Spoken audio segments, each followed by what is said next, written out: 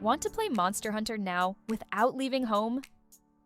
Need a virtual joystick but don't want to risk downloading a cracked version? You're in the right place. Today, I'll show you how to move freely in MH Now safely and easily.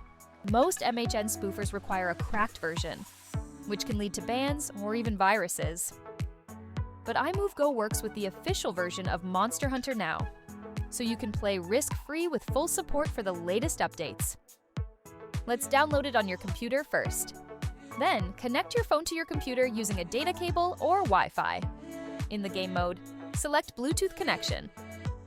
Once you enter it, you can start simulating the movement.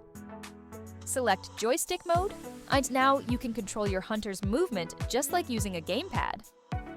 To avoid detection, set a realistic movement speed to mimic real walking. This helps you stay safe while exploring, hunting monsters, and completing quests.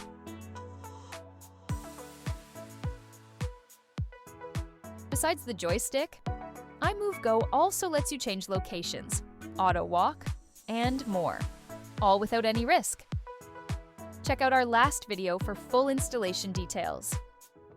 No crack, no risk, just smooth, safe gameplay. Add iMoveGo now and start hunting.